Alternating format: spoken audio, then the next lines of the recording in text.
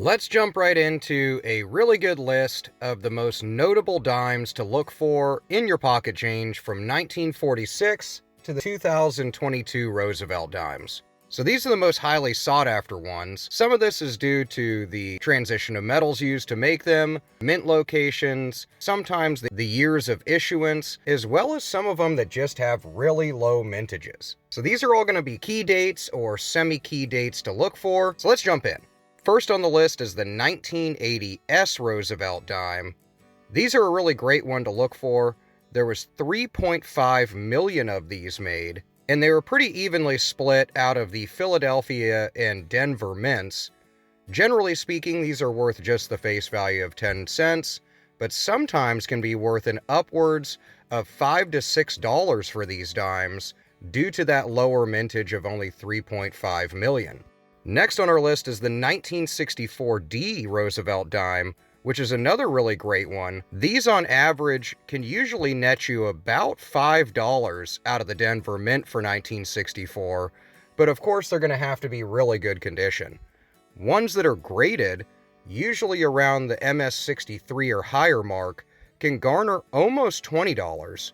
This is due to these being a 90% silver dime, and even the floor price for this precious metal content is around $2 or $3. The next one is the same year, but the one out of the Philadelphia Mint, the 1964 P dime. Several million of these were made in proof form and were issued out of this mint. There was close to 1 billion of these made, 929 million minted, and a couple of errors are known for these dimes, being Broadstrikes, clip Planchets, as well as double and triple strikes that can be worth hundreds of dollars. Only 4 million of them are proof coins from 1964, so those are worth pretty good money, and they contain 90% silver. In the standard issue of these coins from 1964, these would be the last year of that silver content, before 1965 when the metals were changed. 1964 dimes can hold a value of around $5, and in higher grades, when they come back in MS64 or higher, they can be in upwards of $30 or $40. Next on our list is the 1952 dime, which would be considered a key date as well. Now in lower condition, these 1952 dimes can only be worth around $1 or $2, but can be worth an upwards of $20 if they're graded well. There was 99 million of them produced, with a 90% silver content. Like every other dime in the Roosevelt series, they do contain a reeded edge. And although many of them are just the face value of 10 cents normally, with that silver content, you can really garner some decent pricing.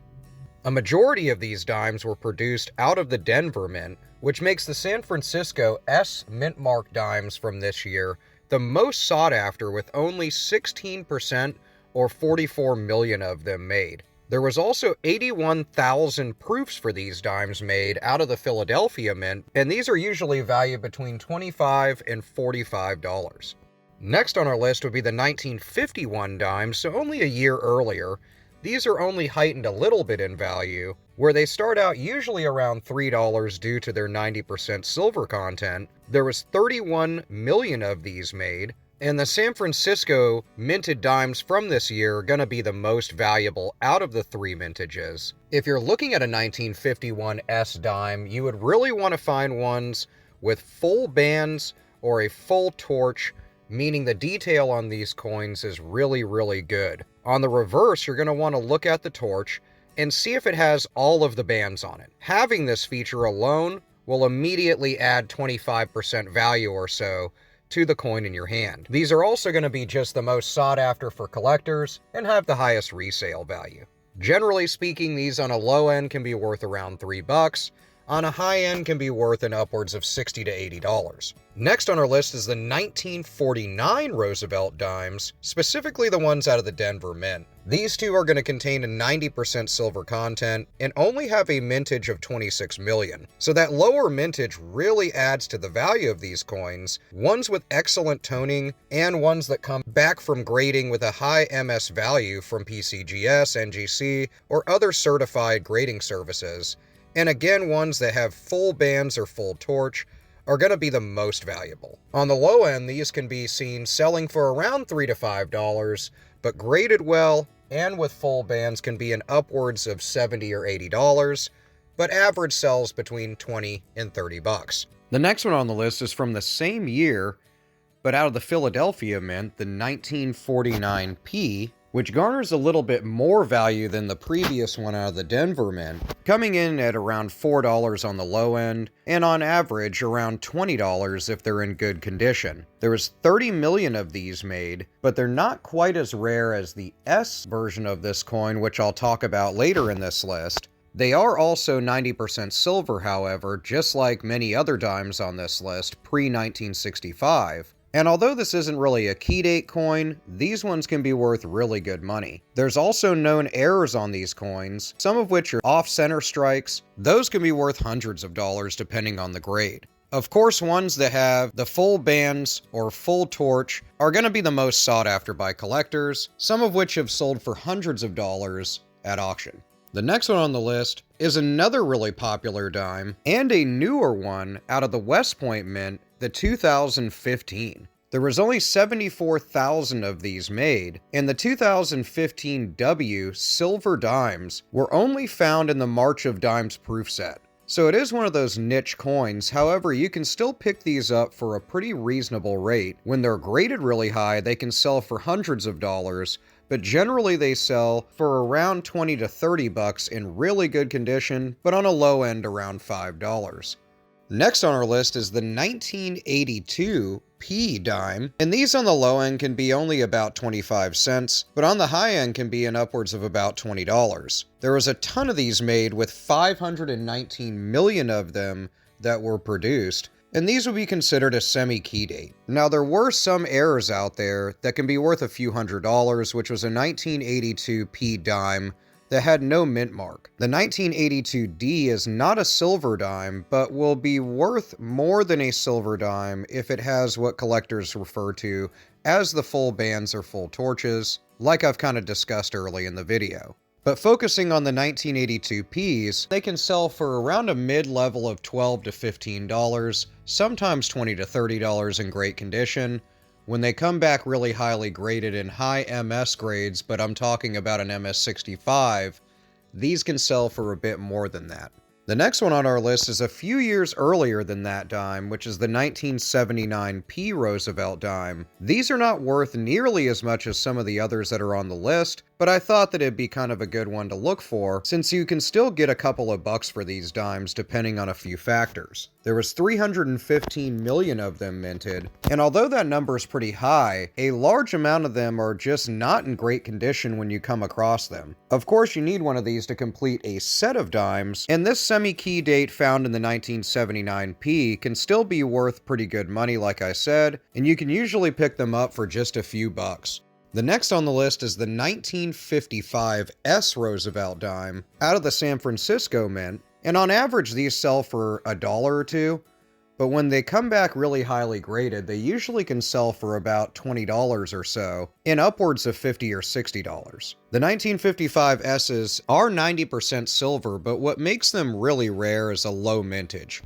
There was only 18 million 1955 S's produced, and although this number trumps the amount minted out of the other two mints, the 1955 S's are still a great one to look for. Just its melt value is over $2, but collectability can reach in upwards of $20+ for this coin. In the same year, and one that I just, well, in a roundabout way mentioned, is the 1955D Roosevelt dime. Since these have a 90% silver content, their melt value is the same, currently around the $2+ range, and there is a bit less of these made than the San Francisco version at 13.9 million. These 1955Ds are a really great one to look for, and due to that low mintage is what really garners value, and ones with full bands or full torch are going to be the ones most sought after, some of which can sell in upwards of $50-60 bucks. Next on the list is the 1950S.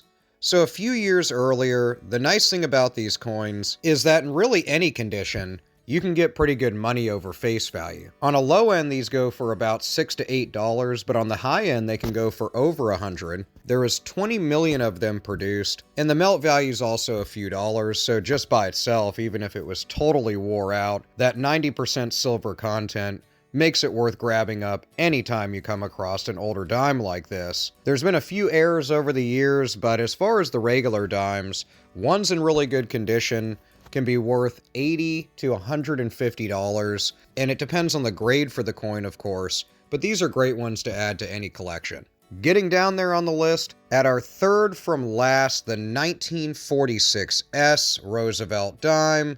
This is another semi-key date coin with a low end of around $3 or so, but really due to that melt value with a 90% silver content. In really good condition, these coins can be well over 60 bucks. There was 27 million of them made, almost 28 million, 27.9. And the 1946S is by some considered a key date because it has a known double die reverse, and the really good condition versions of this coin just by themselves can sell for pretty good money. The thing about them comparatively to the Denver and Philadelphia counterparts is the S out of the San Francisco Mint has really low mintage for the 1946 run. They only had that low mintage of 28 million of them made, which is really what gives this dime its value.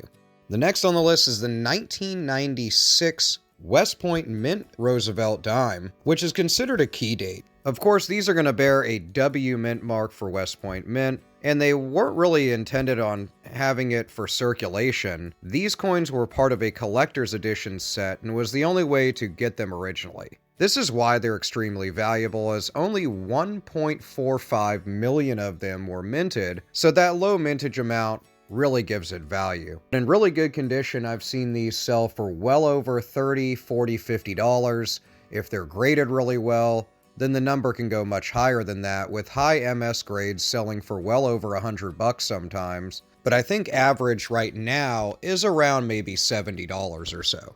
Last on our list is one dime that I've mentioned a couple of times, and we talked about the other versions of it from the same year, and that's the 1949S Roosevelt dime, which holds down our last spot.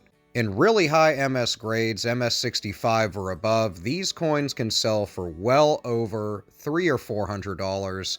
Some outliers are way more than that, but the 1949S is a really great coin. It has a super low mintage of only 13.5 million, with a 90% silver content. Just the melt value of this coin currently sits at almost $2 or $3. On the low end, these can sell for around $10, and as I previously mentioned, they can sell for well over the $3, $4, or even $500 range if they're graded really high. With that, we conclude a list of really good dimes to look for. Maybe I missed a couple of them, and you can comment other really great Roosevelt dimes in the series to look for in the comments, or link me over to your videos that you've made. I love learning more and more stuff about currency and collectibles, but I thought these were really good Roosevelt dimes to keep an eye out for. Now, I know some are pretty old comparatively to others on this list, and some are out of collector's sets or proof sets. But if you're a coin collector and you come across any of these or an opportunity to buy one up for a good rate at a coin shop, then I would suggest doing so. Let me know what you think about this list, but more importantly, let me know what you've come across in your coin and banknote searches lately in the comments below. I will see you there, and I'll see you across other social media. Hit subscribe if you enjoyed. Otherwise, have an awesome day, and I'll see you later.